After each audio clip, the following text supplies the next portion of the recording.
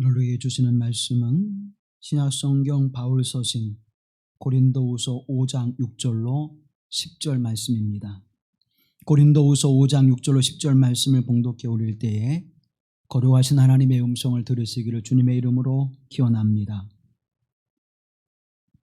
그러므로 우리가 항상 담대하여 몸으로 있을 때에는 주와 따로 있는 줄을 아노니 이는 우리가 믿음으로 행하고 보는 것으로 행하지 아니함이로라. 우리가 담대하여 원하는 바는 차라리 몸을 떠나 주와 함께 있는 그것이라. 그런즉 우리는 몸으로 있든지 떠나든지 주를 기쁘시게 하는 자가 되기를 힘쓰노라. 이는 우리가 다 반드시 그리스도의 심판대 앞에 나타나게 되어 각각 선악간에 그 몸으로 행한 것을 따라 받으려 함이라. 이는 하나님의 말씀입니다.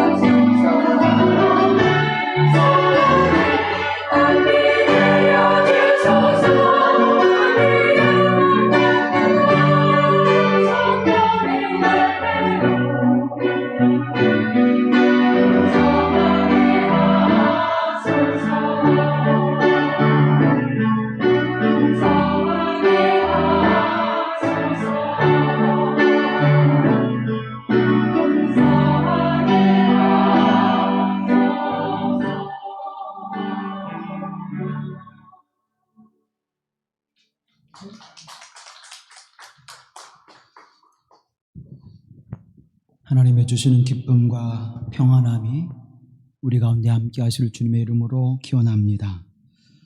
여러분은 누구를 기쁘게 하면 행복하다고 생각하십니까? 또 여러분은 누구를 기쁘게 하며 살아가고 있습니까? 우리 가장 우리에게 악한 것이 있다면 사단이 기뻐하는 일에 열매를 맺고 살아가는 거겠지요. 최악의 인생은 곧 마귀가 기뻐하는 일을 행하는 것일 것입니다. 또 우리 인생 가운데는 자기를 기쁘게 하며 살아가는 삶의 모습이 있습니다. 자기를 기쁘게 하는 사람은 이기적이고 또 자기 중심적인 삶을 살아가게 되겠죠. 또 어떤 이들은 이웃을 기쁘게 하는 삶을 살아갑니다. 이타적인 삶의 모습을 통해서 덕 있는 사람이다, 많은 사람들로부터 호감과 사랑을 받게 될 것입니다. 그러면 그리스도인들의 삶의 모습은 어떤 삶의 모습일까요? 덕 있는 삶을 살아가야 되고 물론 자기 자신도 기쁨을 위해서 살아가야 되겠지요.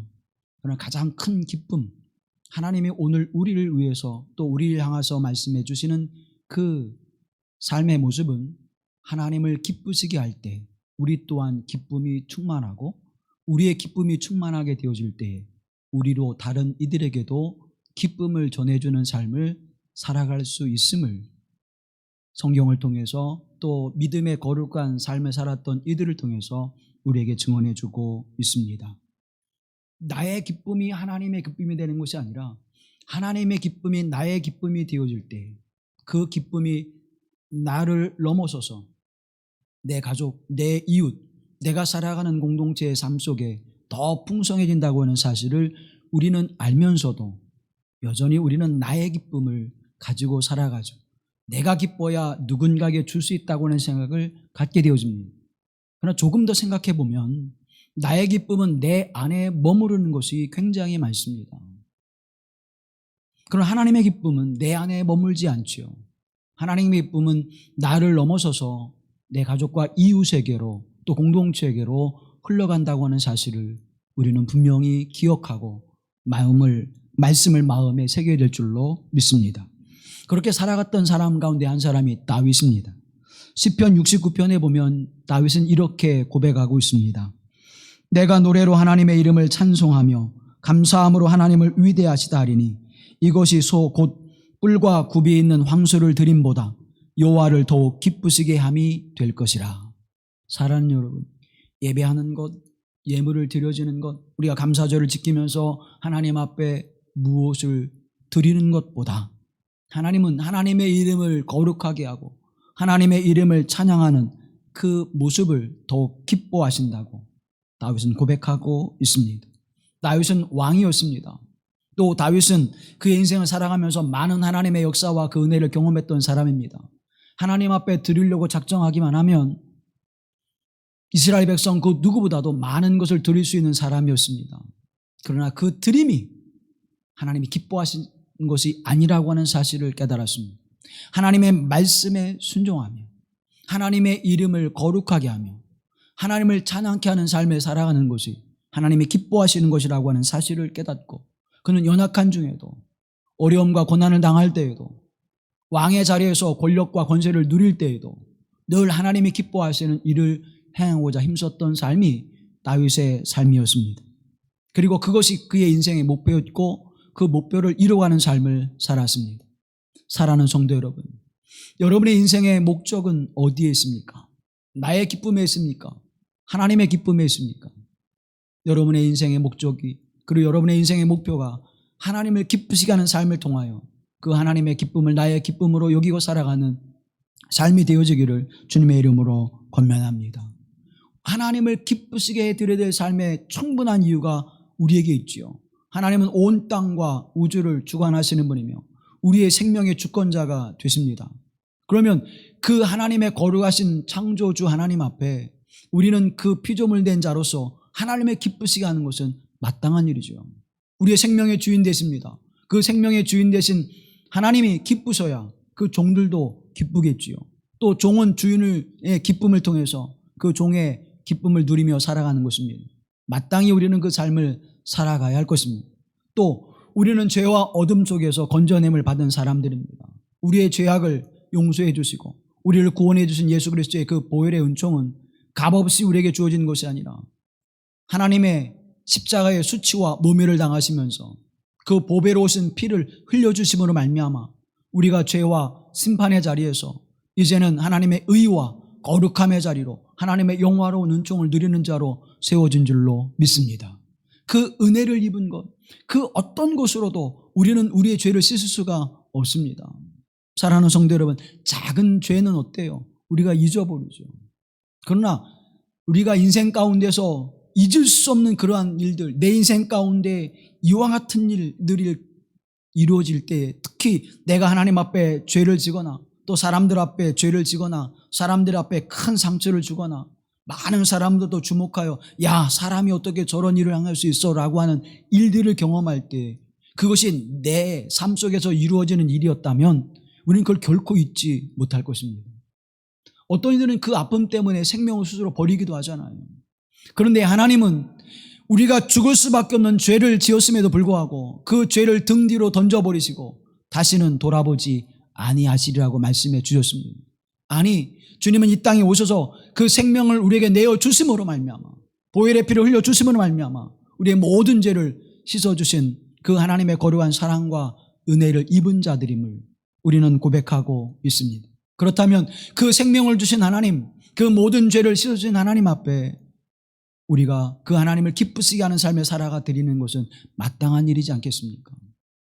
또 우리는 앞으로 우리에게 주어질 미래를 알고 있습니다. 마지막 때가 되어지면 심판장으로 예수 그리스도께서 재림하셔서 이 땅의 모든 자들을 심판하실 것을 믿습니다. 그러면 그분 앞에 설 때 우리는 우리의 심판의 기준이 어디에 있다고 생각하십니까? 하나님, 나는 그래도 말씀을 따라서 믿음으로 잘 살아왔습니다. 때때로 실수하고 때때로 문제가 있었지만 그래도 주의 말씀을 따라 살려고 애썼습니다. 내 기준에서는 나는 하나님의 심판을 받는 것이 아니라 하나님 앞에 은혜와 복을 받아야 될, 하나님의 상급을 받아야 될 자가 맞습니다. 내 기준에서는. 그러나 사랑하는 여러분, 내 기준은 필요치 않습니다. 심판장이 되신 예수 그리스도의 기준이 필요한 것입니다. 그러면 예수 그리스도의 기준에 맞는 삶을 살아야만 우리는 마지막 때의 심판을 피할 수 있는데 이미 저와 여러분은 예수 그리스도를 믿는 믿음 안에서 그 모든 죄를 용서받고 심판에서 우리는 벗어나 하나님의 나라를 유업으로 얻게 하시는 영원한 생명의 은총이 우리에게 주어진 줄로 믿습니다. 하나님이 세상을 이처럼 사랑하사 독생자 예수 그리스도를 믿는 자들에게 영생을 주셨습니다. 저와 여러분은 예수 그리스도 안에서 믿음으로 영생을 받았습니다. 영접하는 자 곧 그의 이름을 믿는 자들에게는 영원히 멸망치 않게 하시고 하나님의 자녀가 되게 하시는 권세를 주셨음을 성경은 우리에게 분명히 말씀해 주고 있습니다. 그럼 미래에도 우리는 하나님의 심판을 받는 자가 아니라 예수 그리스도의 재판장 오실 때 그 재판장에 서서 심판을 받는 자가 아니라 예수 그리스도로 말미암아 우리는 하나님의 영원한 나라를 유업으로 얻게 하시는 상급을 받는 자로 그 하나님의 은혜를 입은 자로 우리가 세워지는 줄로 믿습니다. 그래서 우리는 하나님이 기준이 되어야 돼요. 예수 그리스도가 기준이 되어야 됩니다. 그래서 하나님이 기뻐하시는 일을 행해야 되고 하나님이 기뻐하시는 삶을 살아내야 하는 것입니다. 그 삶을 살아갈 때 어려움과 고난이 있을 수도 있습니다. 내게 당장에 손해가 있을 수도 있습니다. 내게 와주는 어려움과 고난, 또 때로는 눈물과 땀이 우리에게 있을 수도 있습니다.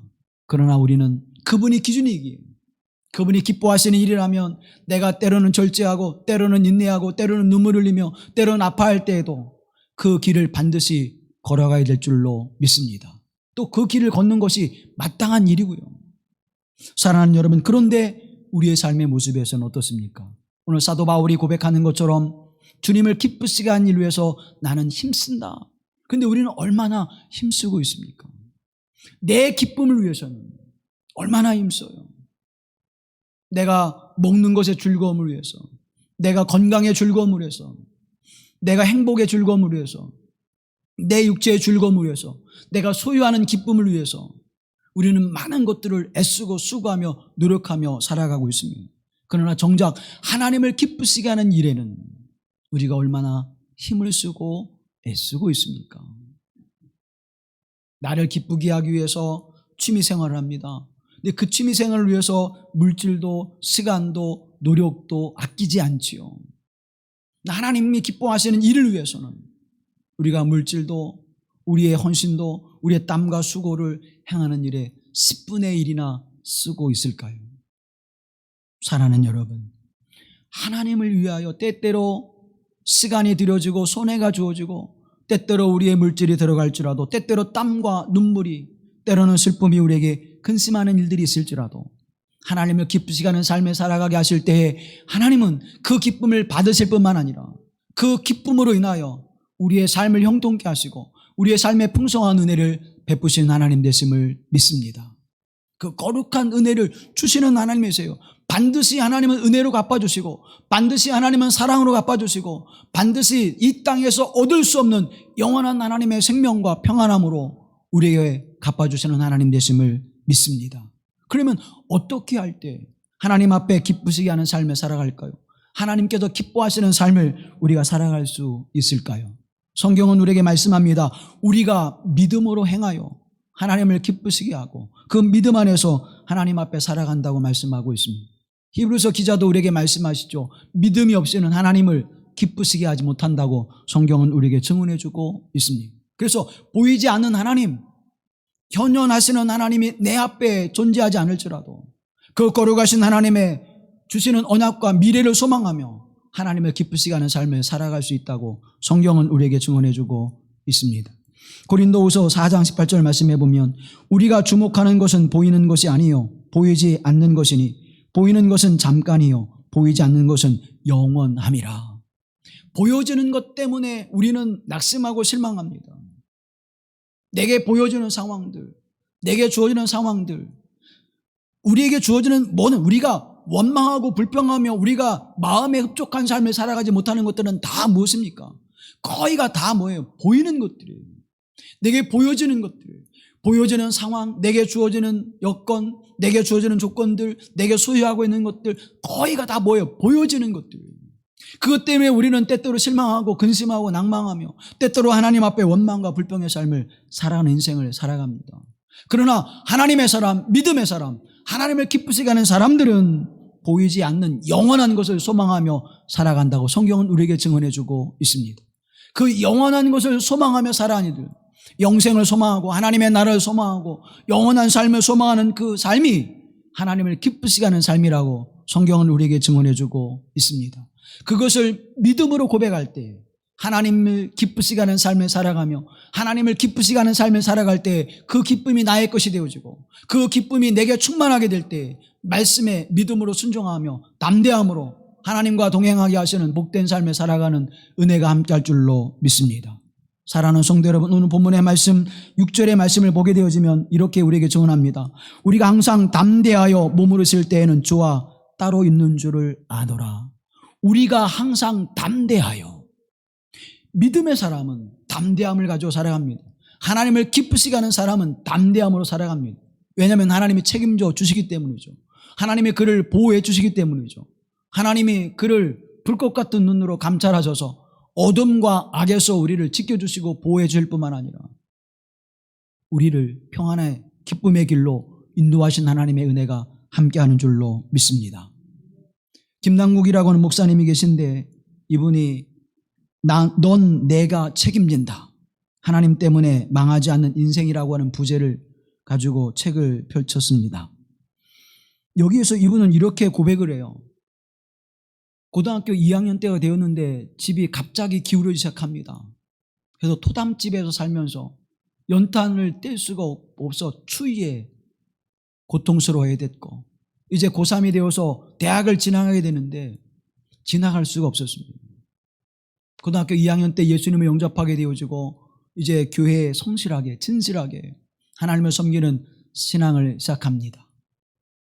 교회 일이라면 2시간씩 차비가 없어서 걸어가는 그 예배를 드리러 가면서도 기쁨이 하나님의 교회 사역하는 일에 함께하면서 은혜가 넘쳐납니다. 가정의 여러 가지 형편과 처지로 대학을 진학을 못했지만 교회에 예배를 드리며 교회 사역하는 일이라면 열심을 다했습니다. 근데 주변에서 사람들이 그렇게 얘기해요. 야, 대학도 못 가는데 그렇게 열심히 교회 다닌다고 대학 갈 수 있니? 지나갈 수 있니? 너 지금 청년이 되었는데 어떻게 하려고 그래? 늘 믿지 않는 주변의 친척과 이웃들은 그렇게 그를 향해서 이야기했습니다. 그의 집안은 뿌리 깊은 불교 집안에 살았습니다. 그래서 예수를 믿는 것을 탐탁지 않게 여겼고 또 교회에 사역을 행하는 것을 기쁨으로 여기지 않았습니다. 교회 다니면 대학 갈 수 있다니? 교회 갈 수 있으면 다니면 너의 인생이 어떻게 변할 수 있다니? 늘 부정적이고 그를 향해서 원망의 말을 내어놓았습니다. 그럼에도 불구하고 김남국 목사님은 하나님 앞에 모든 헌신과 수고를 땀 흘리는 것을 멈추지 않고 하나님 반드시 하나님의 임재 속에서 나를 이끄시고 나를 붙들어 주실 것을 믿고 그 하나님 앞에 나아갔습니다. 그는 책에서 이렇게 고백합니다. 보잘것없고 내세울 것 하나 없는 저 같은 사람도 정말 책임져 주시나요? 하나님은 가능성이 전혀 없는 나를 버리신 적이 한 번도 없으시다. 당신이 하나님께 붙어 있으면 한없이 당신을 높이신다. 하나님을 붙잡는 자에게 주시는 은혜가 있다. 아무리 어렵고 힘들어도 환경을 탓하지 말고 주님을 바라볼 때 결단코 버리지 아니하신다.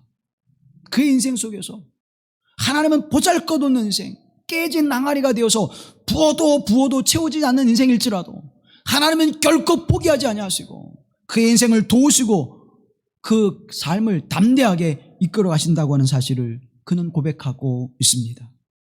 사랑하는 성도 여러분, 우리가 항상 담대하여 하나님의 길을 향하게 하실 때 어떠한 상황과 형편 속에서도 하나님 나를 지켜주시고 붙들어 주시며 나를 버리지 않으시는 하나님 되심을 믿음으로 고백할 수 있게 되길 주님의 이름으로 기원합니다. 다윗이 엔게디 광야와 동굴을 헤매일 때에도 하나님 보이지 않았습니다. 너는 내 길을 인도하라. 너는 내가 길을 인도할 테니 나를 따르라.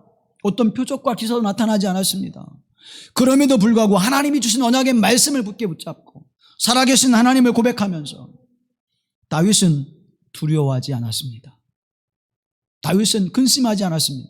하나님이 반드시 세우신 언약을 지키실 것이고 하나님의 그 언약을 통해서 내게 복이 되게 하실 것이라고 하는 믿음을 가져서 그는 고난이 닥쳐와도 실망한 일들이 주어질지라도 그는 담대하게 하나님 앞에 살아가면서 헤브론에서 왕이 되어지고 예루살렘에서 이스라엘 통일 왕국을 이루는 거룩하신 하나님의 역사를 통하여 그가 높이 들림을 받게 하시는 하나님의 은혜가 그와 인생 가운데 함께한 줄로 믿습니다.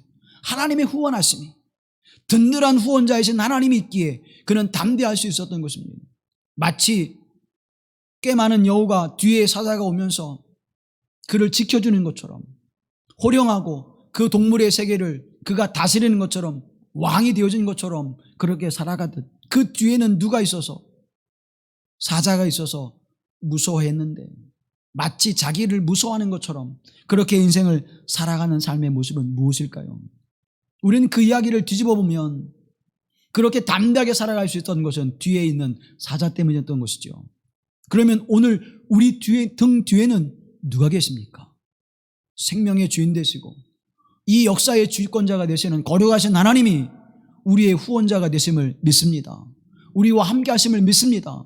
그 하나님이 함께 하심으로 말미암아 우리의 인생 가운데 어떠한 일들이 닥쳐와도 우리는 두려워하지 아니하고 담대하게 살아갈 수 있는 은혜가 있는 것입니다. 그래서 사도 바울을 통하여 고백합니다. 항상 담대함은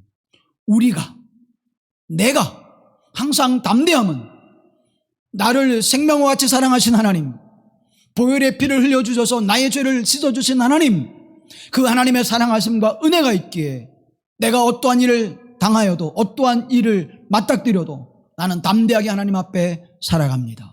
이 믿음의 고백이 여러분의 고백이 되길 주님의 이름으로 기원합니다. 그래서 오직 주님을 기쁘시게 하는 일을 위하여 내가 하나님 앞에 살아갈 수 있습니다. 사랑하는 여러분, 우리가 항상 담대히 행한 것처럼 하나님의 말씀과 하나님의 사역을 위해 담대하게 하나님의 사역을 감당하시기를 주님의 이름으로 기원합니다. 뿐만 아니라 하나님 나를 담대하게 하셔서 항상 늘 언제나 그 믿음 안에서 하나님 앞에 영광을 돌리며 살아가게 하시는 복된 은혜가 임하게 하옵소서. 하나님은 나를 떠나지도 버리시도 외면하지도 아니하시고 우리와 함께 하시는 임마누엘 하나님 되심을 내가 믿습니다. 주님, 이 길 속에서 하나님 앞에 온전한 믿음으로 살게 하시며 하나님이 기쁘시게 하는, 하나님을 기쁘시게 하는 그 삶의 모습이 무엇인지를 늘 하나님 앞에 기도하며 그 뜻을 묻고 그 뜻에 따라 순종하는 삶이 되게 하옵소서. 이 믿음의 길을 걸어가는 여러분이 되기를 주님의 이름으로 기원합니다. 무조건 믿는다고 되어지는 것은 아니죠. 믿음이 없이는 하나님을 기쁘시게 하지 못한다고 하니까 내가 믿습니다. 여러분, 그 믿음이라고 하는 것은 무엇을 통해서 우리에게 주어집니까? 믿음은 사랑을 전제합니다. 내가 신뢰하지 않으면 믿을 수 없는 거예요. 에이, 내가 당신을 어떻게 믿어? 무엇이 없는 겁니까? 신뢰가 없는 거예요. 신뢰가 없으면 사랑이 싹트지 않습니다. 부모와 자녀 간의 사랑이 싹트고 부모와 자녀를 믿는 이유는 무엇입니까? 사랑이기 때문에 나는 그 아이를 믿습니다. 나는 나의 부모님을 믿습니다. 나는 형제와 내 자매를 믿습니다. 그 믿음은 무엇에 전제하는 것입니까? 사랑이 전제되는 거예요. 부모의 헌신적인 사랑이 자녀에게 믿음을 주는 것입니다. 자녀가 부모를 사랑하는 그 마음이 그 자녀를 향한 신뢰를 쌓게 하는 것입니다. 부모와 자녀 간의 사랑이 없다면 서로 신뢰할 수 없는 것이죠. 마찬가지입니다. 이웃과의 관계에 있어서도 마찬가지죠. 내가 그를 사랑하면 그를 신뢰하게 되어져 있습니다. 믿음이 서로 가지는 거죠. 아니야, 그 사람은 결코 그렇게 하지 않았을 거예요. 난 그 사람을 믿어. 무엇으로요? 사랑하는 관계가 되어졌기 때문에 믿는 것입니다. 나라와 나라도 마찬가지죠. 우리가 일본 그러면 미간을 찡그리고 고개를 설레설레 흔드는 이유는 무엇입니까? 중국 그러면 우리가 탐탁하게 여기지 못하는 이유가 무엇입니까? 그들로부터 받은 고난과 핍박이 많았기 때문이죠. 우리 민족을, 우리 나라를 힘들게 한 지금도 많은 것들을 통해서 외교관계 속에서 얼마나 힘든 일들을 우리가 겪고 있습니까? 그런데 미국 그러면 그래도 좀 마음이 편안해져요. 왜 그렇습니까? 그래도 그들은 우리를 힘들게 하는 일들이 있지만 그래도 우리에게 뭐예요? 좋은 선한 모습들을 비춰주었기 때문입니다. 이 나라를 지키기 위해서 많은 젊은이들이 이 땅에 와서 피를 흘리고 그 생명을 바치는 그러한 헌신이 있었기에 우리는 그들을 따뜻하게 맞이하죠. 터키에 가보신 분들은 터키 사람들이 한국 사람들을 보면 그렇게 반가워하잖아요. 사랑하는 성도 여러분, 무엇입니까? 같이 민주주의를 위해서 피를 흘렸기 때문에 그러한 혈맹이라고 하는 것이 그렇게 헌신의 모습, 사랑하는 모습을 보여줬기에 우리는 그 관계 속에서 서로 신뢰하게 되어집니다. 신뢰하면 어떻게 됩니까? 신뢰하는 관계 속에서 서로 순종과 그리고 섬김의 모습이 나타나게 되어집니다. 내가 부모를 사랑하고 부모가 자녀를 사랑하게 될 때 서로 섬기며 순종하는 모습으로 열매 맺게 되어지죠. 남편에게 순종하는 이유는 무엇입니까? 아내에게 순종하는 이유는 무엇입니까? 사랑이죠. 그런데 그 사랑이 신뢰와 믿음을 주기에 순종하여 서로 섬기게 되어진 것입니다. 사랑하지 않으면 순종하지 않습니다. 사랑하지 않으면 섬기지 않습니다. 왜? 믿음의 관계가 형성되지 않기 때문에. 신뢰의 관계가 깨트려지면 순종하지도 또 섬기지도 않는 것입니다. 우리가 잘 알고 있는 사울을 압니다. 이스라엘의 초대 왕입니다. 하나님이 그를 사랑하셔서 왕으로 세우셨습니다. 그런데 이 사울이 그 하나님의 사랑함을 저버리는 사건이 이루어지게 되어집니다. 느비딤에서 아멜렉을 만나서 큰 위기를 처했었던 이스라엘 백성들이 그 일을 기억하고 사울이 왕이 되었을 때에 아멜렉을 침공하게 됩니다. 그런데 그 침공의 전쟁에 있어서 하나님이 세우신 언약이 있었지요. 아멜렉을 다 어떻게 멸절하라, 진멸하라. 너희는 거기에서 전리품 하나라도 가지고 나오지 말라. 이것이 하나님의 말씀이었습니다. 그런데 아멜렉에 쳐들어가서 사울은 아멜렉의 왕인 아각 왕을 포로로 잡아가지고 그리고 각종 좋은 보석과 살찐 짐승들을 가지고 와요.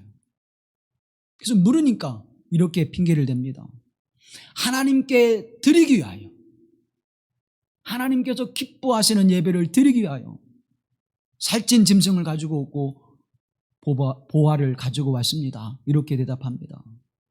그때 선지자 사무엘은 그를 향하여 이렇게 이야기합니다. 사무엘상 15장에 보면 사무엘이 가로되 여호와께서 번제와 다른 제사를 그 목소리 순종하는 것을 좋아하심같이 좋아하시겠나이까. 순종이 제사보다 낫고 듣는 것이 수양의 기름보다 나으니이다. 하나님의 말씀을 듣고 순종하는 것이 제사를 드리는 것보다 낫게 여기심을 당신이 알지 못합니까? 그런 것이죠. 하나님의 말씀에 순종하는 것, 그것이 하나님이 기뻐하시는 것임을 당신은 알지 못합니까? 라고 이야기하는 것입니다. 아각 왕을 잡아온 것은 무엇입니까? 아각 왕을 사로잡아온 것은 내가 전쟁에 나가서 이런 혁혁한 공을 세웠다, 그것을 자랑하기 위함이었습니다. 아멜렉의 왕을 내가 포로로 잡아왔다, 이 자부심과 긍지를 사람들에 나타내 보이기 위함이었죠. 많은 전리품과 살찐 것, 짐승들을 가져온 이유는 무엇입니까? 왕권을 강화하기 위하여, 왕권을 풍성하게 하기 위하여, 자신을 위하여 결국 그 전리품들을 가져오게 된 이유였습니다. 하나님의 말씀에 순종하는 것이 아니라 자신을 위하여 행하게 되어질 때 하나님의 사랑과의 신뢰의 관계가 깨트려지게 되어지고, 그 깨어진 관계는 결국 사울은 하나님의 영이 떠남으로 말미암아 그 가문이 멸절되는 길을 걷게 되어집니다. 그러나 다윗은 달랐습니다. 하나님의 말씀에 어떻게든 순종하며 하나님 앞에 합당한 삶을 살아가기, 하나님이 기뻐하시는 삶을 살아가기 위하여 때로는 억울한 누명을 쓸 때에도, 또 도망 다닐 때에도, 애매한 고난을 받을 때에도 하나님 앞에 원망하는 길을 걷지 않았습니다.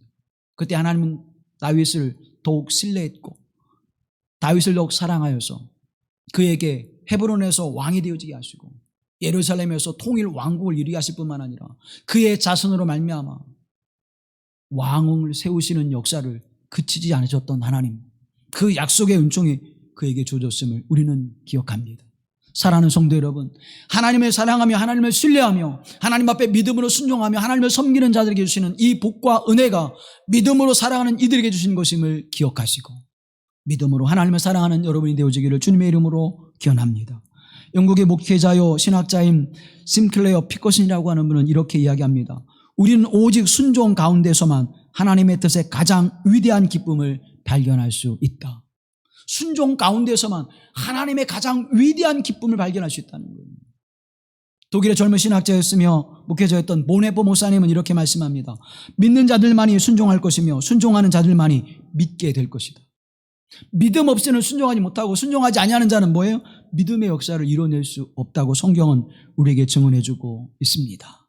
사랑하는 여러분, 하나님의 말씀하시는 그 말씀을 받아서 믿음으로 순종하여 하나님을 기쁘시게 하고 그 기쁨이 우리의 기쁨이 되어 행복과 평안함의 삶을 살아가는 은혜가 이루어지기를 주님의 이름으로 기원합니다. 그 삶 속에서 무엇이 이루어집니까? 그 삶 속에서 하나님의 성령의 인도하심을 따라 살아가는 거룩하신 하나님의 은총을 입게 되어진다고 하는 사실입니다.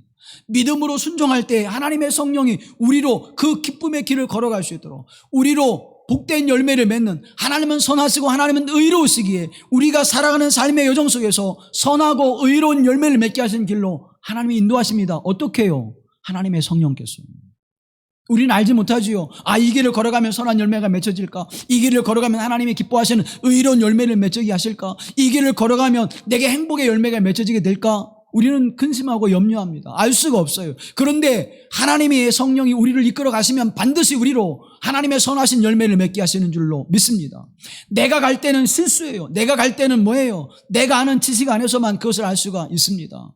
그런 하나님의 성령이 우리를 이끌어 가시면 반드시 우리로 말미암아 선한 열매를 거두게 하시는 하나님의 은혜가 함께 하실 줄로 믿습니다.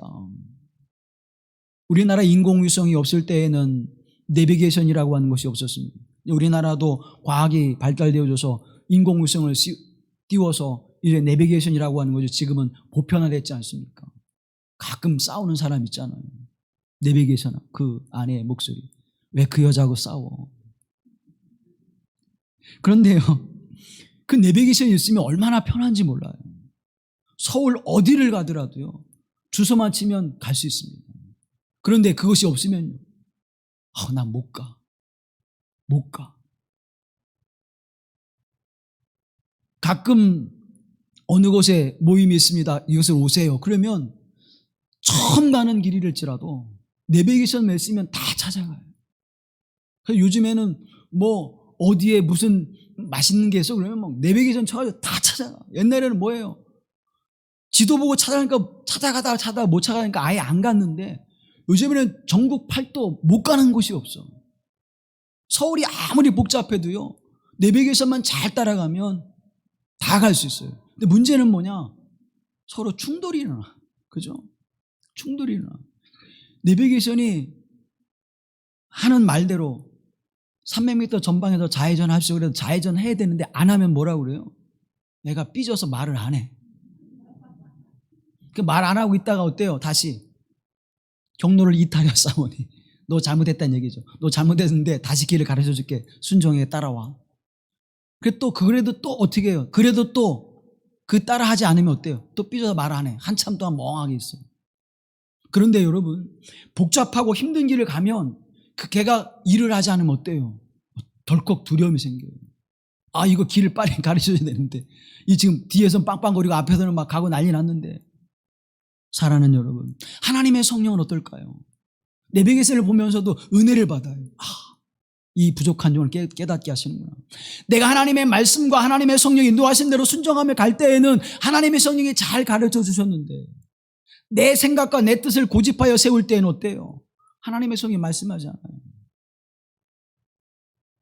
사랑하는 성도 여러분, 하나님의 성령이 우리를 이끄시고 인도하실 때 순종하면 그 순종의 아름다운 열매를 반드시 맺게 하실 줄로 믿습니다.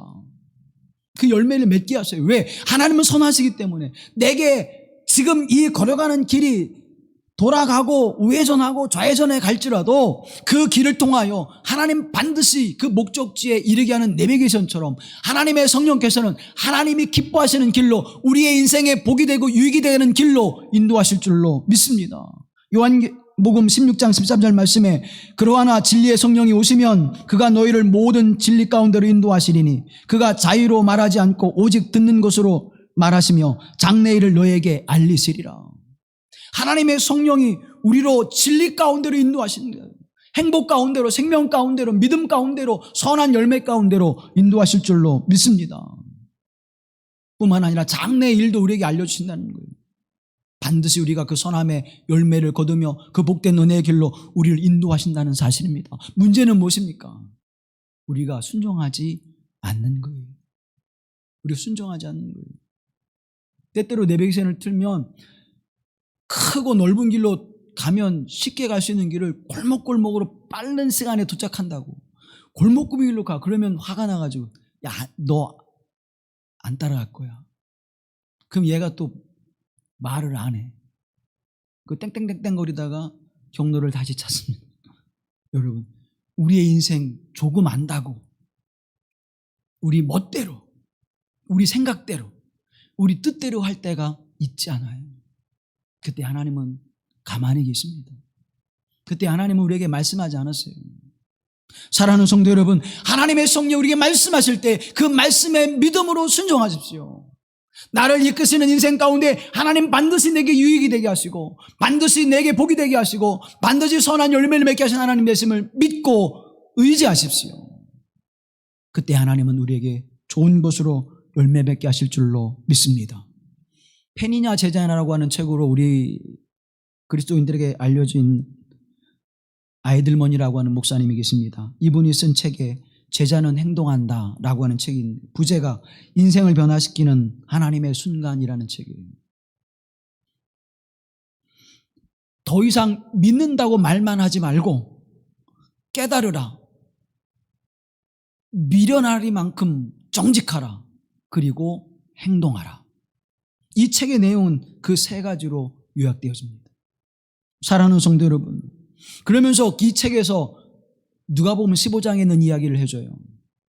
둘째 아들이 아버지의 재산을 가지고 이제 세상을 향해서 나아가 마음껏 쓰고 방탕하고 그것을 다 탕진해 버립니다. 그리고는 돼지우리에 이제 앉아서 돼지가 먹는 주염 열매를 먹으면서 탄식하지요. 성경이 이렇게 기록하고 있습니다. 그때의 탄식을 누가복음 15장에 이에 스스로 돌이켜 이르되 내 아버지에게는 양식이 풍족한 품꾼이 얼마나 많은가. 나는 여기서 줄여 죽는구나. 내가 일어나 아버지께 가서 이르기를 아버지 내가 하늘과 아버지께 죄를 지었사오니 지금부터는 아버지의 아들이라 일컬음을 감당하지 못하겠나이다. 나를 품꾼이 하나로 보소서 하리라. 그리고 20절에 용기를 내어서 그는 아버지께로 갑니다. 이에 일어나서 아버지께로 돌아가니라. 사랑하는 여러분, 우리가 잘 알고 있듯이 아버지께로 돌아가니까 어떤 인생이 펼쳐집니까? 아버지의 품꾼이 아니라 아들로 회복이 되어집니다. 집을 나간 당자로 책망과 징계와 꾸짖음을 받는 것이 아니라 잔치를 벌여서 기쁨을 참여하는 자로 그 잔치의 주인공이 되게 하는 은혜를 입게 되어집니다. 사랑하는 여러분, 이 아들에게는 어떤 변화가 있었습니까? 이 아들에게는 어떤 변화가 있었습니까? 첫째는 돼지우리 안에서 깨달았다는 거예요. 아, 내가 지금 인생을 잘못 살아가고 있구나. 내가 인생을 잘못 살아왔구나. 사랑하는 여러분, 여러분의 깨달음이 있게 되길 주님의 이름으로 기원합니다. 하나님을 기쁘시게 하지 않을 때에 내 인생도 기쁘지 않구나. 하나님 앞에 믿음으로 행하지 아니하면 그 믿음의 열매가 내게 유익이 되지 않는구나. 지금은 당장 내게 유익이 되는 것 같지만 결국은 내게 손해가 되어지고 결국은 하나님으로부터 멀어지게 되어지는구나. 이것을 깨닫게 되는 은혜가 되기를 주님의 이름으로 기원합니다. 깨닫는 거예요. 하나님 나로 깨닫게 하옵소서. 말씀으로 깨닫게 하옵소서. 하나님의 성령으로 나를 깨닫게 하옵소서. 그리고 두 번째는 어떻게 합니까? 정직해야 돼요. 이 탕자가 아버지께로 돌아갈 수 있었던 이유 중에 하나는 정직했다는 거예요. 하나님과 아버지께 내가 무엇을 죄를 지었사오니. 아, 내가 잘못돼서 하나님과 아버지께 죄를 지었구나. 미련하니만큼, 이 아이들 목사님은 그렇게 합니다. 미련하니만큼 우직하게 정직하라는 거예요. 사랑하는 성도는 하나님 앞에 정직하십시오. 사람은 속일 수 있습니다. 목사를 속일 수 있습니다. 목사도 성도를 속일 수 있어요. 그러나 하나님은 속일 수가 없습니다. 하나님 앞에 정직하십시오. 내 마음과 뜻과 힘과 정성을 다하여 내가 주님을 사랑합니다. 그렇게 입으로만 고백하지 말고 믿음으로 내가 하나님 행하겠습니다. 말로 하지 말고 하나님의 말씀을 깨달아 그 말씀에 순종하여 정직하십시오. 그때 우리에게 용기가 생깁니다. 아들이 용기가 생겼어요. 둘째 아들이 일어나 아버지께로 돌아가니라. 아버지께로 돌아가니라. 행동이 있었습니다. 깨닫고 정직하게 고백하여 용기를 얻고 그 아버지에게로 달려가는 그 행위를 통해서 달려가서 보니까 두 팔을 벌리고 기쁨으로 그에게 나와 목을 끌어안고 기쁨을 나누는 아버지가 있었습니다. 그 품에 안기는 기쁨이, 행복이 있었습니다. 역시 내 아버지구나. 역시 나를 사랑하는 아버지구나. 사랑하는 성도 여러분, 하나님의 품에 안겨 역시 하나님 나를 사랑하십니다. 그래도 세상의 모든 사람들이 나를 버려도 하나님은 나를 기다리고 계셨군요. 이 사랑하심이 여러분의 것이 되어지기를 주님의 이름으로 기원합니다. 그 책에서 이렇게 아이들만 목사님은 이야기합니다. 조금 더 말씀을 드리죠. 길지만 탕자는 즉각 행동을 취했다. 그는 일어날 때가 되었다는 것을 깨달았다. 무엇인가 해야 할 때가 되었다는 것을 깨달았다. 우리의 이야기에도 이에 그가 일어나서 혹은 이에 그녀가 일어나서라고 쓰여있지 않다면 아무 변화도 일어나지 않는다. 많은 이들의 삶에서 아하가 일어나지 않는 까닭이 바로 그것 때문이다. 우리는 각성의 순간을 체험한다. 가차없이 정직해질 수 있는 힘도 얻는다. 그러나 이전과는 다른 무엇인가를 실제로 행하는 데까지 이르지는 못한다. 우리는 정직과 행동 사이의 중간 어딘가에 갇혀서 우리 삶의 많은 시간을 허비한다. 여러분, 깨닫고 정직한 마음, 아 그래 내가 죄인입니다 까지는 뭐예요? 많은 사람들이 한다는 거예요. 그런데 실제 일어나 아버지께로 돌아가니라 그 행동이 없다는 거예요. 아, 예배를 드려야지. 하나님 기뻐하시는 일 행해야지. 그래, 내가 용서하고 사랑해야지. 내가 하나님의 사역에 힘을 써야지. 그래도 내가 섬겨야지. 그래, 내가 중보의 기도를 들어야지. 여기까지는 깨닫고 마음에 뭐예요? 그것을 갖는다는 거예요. 그런데 뭐예요? 행동이 없다는 거예요. 사랑하는 성도 여러분, 왜 우리에게 기쁨이 없습니까? 왜 우리에게 감사가 없습니까? 하나님의 기쁘시게 하지 않으니까 우리에게 감사가 없어요. 하나님의 기쁨이 나의 기쁨이 되지 않으니까, 그것을 경험하지 않으니까 감사가 없는 거예요. 만족함이 없는 거예요. 내가 지금 외양간에 소가 없을지라도 포도나무에 수출이 없을지라도, 무화과 나무에 열매가 없을지라도 나는 누구로 말미암아, 난 여호와 하나님으로 말미암아, 나에게 생명을 내어주신 예수 그리스도로 말미암아, 나의 인생을 이끄시는 하나님의 성령님으로 말미암아 나는 기뻐합니다. 이 고백이 우리로 말미암아 행동하게 하는 줄로 믿습니다. 그래서 담대하게 되어지는 거예요. 그래서 하나님 앞에 믿음의 삶을 살아가게 되는 거예요. 여러분 보세요. 믿음이 우리에게 주어질 때 어떤 일들이 일어납니까? 담대함이 일어나요. 아브라함이 믿음이 없을 때에는 기근이 오는 것이 근심이었습니다. 애굽에 내려갔을 때 왕의 권세가 근심이었습니다. 그래서 아내를 팔아버리기까지 하잖아요. 그런데 믿음이 생기니까 아브라함이 아들 이삭을 하나님께 내어 드리는 일을 담대히 행합니다. 믿음이 주어질 때 담대해지는 것입니다. 모세가 어땠습니까? 믿음이 없을 때에는 자신의 생각과 배운 지식으로 자신이 지휘관의 일을, 지도자의 일을 행하려고 했습니다. 근데 거부감이 와요. 그를 거부합니다. 우리가 너를 재판장으로 세우지 않았다. 거부해요. 그 상처와 아픔이 40년 동안 미디안 광야에서 허비된 인생을 살아가게 하지 않습니까? 그런데 그에게 믿음이 들어오니까, 하나님의 영이 함께 하시니까 제국을 다스리는 왕 앞에서도 담대하게 서서 하나님께서 이 백성을 이끌어내기를 원하신다. 내놓아라. 담대하게. 제국의 왕 앞에서도 담대하게 하나님의 말씀을 선포할 수 있는 믿음이 그들에게 생겼습니다. 사랑하는 성도 여러분, 제자들이 믿음이 없을 때는 어땠습니까? 예수 그리스도께서 십자가의 고난을 받으시는 그 일을 결코 행할 수 없습니다. 어찌 그 일을 행하려고 하십니까? 가로막았지요. 너희가 어찌 하나님의 일을 가로막느냐? 사단아 물러가라. 그런 책망을 듣던 그들이었습니다. 실제로 예수님께서 로마의 병사에 잡혀가실 때 제자들은 어땠습니까? 다 혼비백산하여 도망갔고, 성경은 기록하기를 벌거벗고 도망간 제자도 있다고 말씀하고 있습니다. 그런데요, 하나님의 성령이 그들에게 임하여 부활의 주님을 경험하고 믿음이 그들에게 생기니까 그들이 어떻게 됩니까? 순교를 두려워하지 않습니다. 다시는 나가서 십자가와 복음을, 예수 그리스도의 부활을 증언하지 마라. 그러면 다시 너희가 옥에 갇히게 되어지고 채찍에 맞을 것이라. 그럼에도 불구하고 그들은 가서 십자가와 부활의 주 예수 그리스도를 증언하는 삶을 살았습니다. 담대하게 그 거룩한 사역을 감당할 수 있었던 그들이었습니다. 사랑하는 성도 여러분, 믿음을 행하게 되올 때 담대한 신앙의 삶을 살아가게 될 줄로 믿습니다. 시편 27편에 이렇게 말씀합니다. 주님을 기다려라. 강하고 담대하여라. 주님을 기다려라. 주님을 바라보고 주님을 소망하는 이들에게는 담대함이 생기는 것입니다. 빌립보서 1장 20절 말씀해 보면 내가 어떠한 일에나 부끄러워하지 않고 전과 같이 지금도 온전히 담대하여 살든지 죽든지 나의 몸으로 말미암아 그리스도께서 존귀하게 되시는 것입니다. 사랑하는 여러분, 내가 죽든지 살든지 온전히 담대함으로 이 복음의 역사를 이루시는 것은 예수 그리스도를 존귀케 하는 일을 위해서 그 일을 감당하게 하시는 것은 하나님의 은혜요 은총이었습니다. 믿음 아래서 이루어지는 삶의 담대함을 살아갈 수 있음을 성경은 우리에게 증언해주고 있는 것입니다. 하나님을 기쁘시게 할 때 항상 담대해지고, 그 담대한 믿음은 우리에게 하나님의 선한 열매로 맺게 하시는 그 은혜가 있음을 확신케 하게 하시고, 또 다시 그 거룩한 길을 당당하게 나가게 하시는 하나님의 은총이 함께한다고 하는 사실을 성경은 우리에게 증언해주고 있습니다. 8절 말씀에 주와 함께 있는 그것이라. 그래서 그 삶의 모습이 누구와 함께 있는 것이에요? 주님과 함께 있는 삶의 모습을 통하여 예수 그리스도를 드러낸다는 거예요. 나의 삶을 통해서 하나님의 살아계심을, 늘 주님이 나와 동행하심을 세상 사람들에게, 이 땅의 사람들에게 나타나게 한다고 하는 사실입니다. 파리 근교에는 카르멘 수도원이 있습니다. 이 수도원의 수사로 있었던 로렌스라고 하는 사람이 있어요. 로렌스 형제라고 이렇게 이제 불려졌죠. 지금은 로렌스 형제. 원래 니콜라스 헐먼이라고 하는 사람인데, 이 니콜라스 헐먼이라고 하는 사람을 로렌스 형제 그렇게 불렀습니다.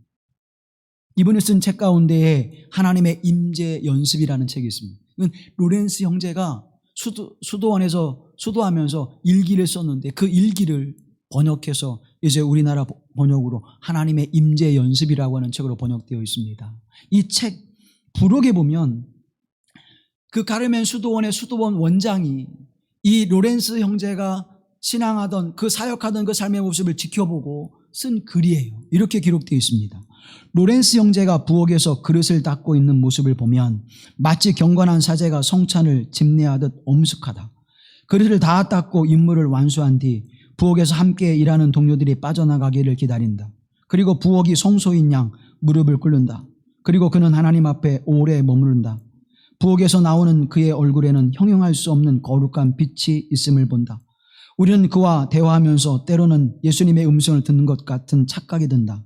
그의 손을 만지면 예수님의 손을 만지는 것 같았다. 그는 우리에게 예수님을 보여주고 있었다.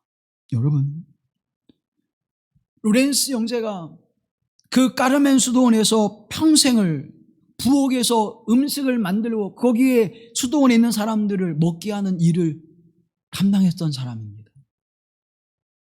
말씀을 전하거나 또 대외 활동을 하면서 구제일을 행하거나 또 수도원을 대표해서 어떤 일을 행했던 사람이 아니었습니다. 늘 부엌에서 일하는 사람이었어요. 그런데 수도원 원장이 그 로렌스 형제를 바라볼 때 예수님의 모습을 보여주고 있는 사람이었다. 사랑하는 여러분, 하나님과 함께하는 사람이었다는 거예요. 하나님의 임재가 임하는 삶을 살았다는 것임을 그 수도원 원장은 이야기해 주고 있습니다. 무엇이 그것을 가능케 했을까요? 하나님이 기뻐하시는 것을 행할 때 그의 기쁨이 되었고 그 기쁨이 하나님의 사랑의 충만함을 누리는 삶을 살아가게 했고 그 사랑의 충만함이 그 수도원에 있는 형제와 그 사람들을 섬기고 봉사하며 사랑하는 삶을 살아가는 것을 가능케 했다고 하는 사실입니다. 사랑하는 성도 여러분, 오늘 우리는 이 믿음의 공동체를 섬기고 있습니다. 정말 하나님의 사랑하심에 그 사랑하심을 힘입어 이 교회 공동체를 사랑함으로 섬기고 있습니까? 그의 말을 통하여, 그의 손을 통하여, 그의 삶의 모습을 통하여 예수님을 만나는 것처럼 느끼는 그것을 경험하게 하는 삶을 저와 여러분이 살아가야 할 줄로 믿습니다. 주님을 기쁘시게 하면 그 삶을 살아갈 수 있습니다. 나의 기쁨을 찾는 자에게는 결코 그 기쁨이 없겠지만 하나님을 기쁘시게 하는 삶을 살아가면 그 안에 하나님의 사랑하심이 그 안에 믿음으로 말미암아 역사하신 하나님의 은총이 그래서 감사가 충만해야 되고 그 감사의 충만함이 우리의 삶을 통해서 하나님의 기쁨을 나타나게 하시는 복된 삶을 살아가게 한다고 하는 사실을 우리에게 증언해 주고 있는 것입니다. 사랑하는 여러분, 우리가 감사해야 될 이유는 너무나 많아요. 그러나 그 감사가 없는 까닭은 무엇입니까? 우리의 기쁨이 없어서 그래요. 기쁨이 없는 까닭은 무엇입니까? 나의 기쁨을 찾기 때문입니다. 하나님의 기뻐하시는 것을 찾을 때, 하나님을 기쁘시게 하는 일을 행하게 하실 때 하나님께서 주시는 기쁨이 내게 넘쳐나게 되어지고 그 기쁨이 나의 기쁨으로 머무는 것이 아니라 흘러 넘쳐서 많은 이들에게 기쁨이 되게 하시는 하나님의 놀라운 은혜를 기억하십시오. 믿음의 사람들이 그 길을 걸었습니다. 아브라함이 그랬고요. 모세가 그랬고요. 예수님의 제자들이 그랬고요. 폴리카과 클레멘트가 그랬고요. 그리고 존 웨슬리가 그런 삶을 살았고요. 또 이 땅에 온 선지자들이, 이 땅에 온 선교사들이 그런 삶을 살았습니다. 그것에 기쁨이 있습니다. 주님을 기쁘시게 하는 삶을 살 때 감사가 넘쳐나고 그 감사는 내게 행복과 하나님의 무한한 사랑의 은총을 경험하게 하는 복된 여정이 될 줄로 믿습니다. 오늘 우리가 예배 전 불렀던 찬양처럼 나 주님의 기쁨 되기 원하네 내 마음을 새롭게 하소서 새 부대가 되게 하여 주사 주님의 빛 비추게 하소서 내가 원하는 한 가지 주님의 기쁨이 되는 것 내가 원하는 한 가지 주님의 기쁨이 되는 것 사랑하는 여러분 내가 주님의 기쁨이 되게 하옵소서 내 가정이 주님의 기쁨이 되게 하옵소서 이 믿음의 교회 공동체가 주님의 기쁨이 되게 하옵소서 그 삶에 살아가게 하실 때 우리의 삶 속에 더 풍성하고 더 놀랍고 귀한 하나님의 은총 둘째 아들이 아버지에게 돌아갔을 때 그에게 책망과 꾸짖음과 심판이 아니라 그를 향한 잔치가 벌어졌던 것처럼 사랑하는 여러분 그를 향한 아버지의 사랑을 확인했던 것처럼 여러분이 그 하나님의 은혜를 누리시기를 주님의 이름으로 기원합니다. 거룩하신 아버지 하나님 나의 기쁨을 나의 행복을 나의 이익을 위해 살아왔던 인생을 주님 앞에 고백합니다. 거기에는 기쁨도 평안함도 감사도 없었음을 주님 깨닫게 하시고 이제는 하나님 앞에 신실한 믿음으로 서서 정직한 믿음으로 서서 하나님의 은혜를 구하는 자가 되게 하옵소서 하나님이 기뻐하시는 일을 행하게 하시고 하나님의 기쁨이 나의 기쁨이 되게 하셔서 내가 하나님의 기쁨이 되게 하시는 복된 삶을 살아가게 하옵소서 거기에 감사가 넘쳐나게 하시고 거기에 기쁨 있게 하시고 거기 하나님의 영광을 드러내게 하시는 복된 삶을 살아가게 하옵소서. 우리를 구속하사 함께 하신 나사렛 예수 그리스도의 이름으로 기도하옵나이다. 아멘.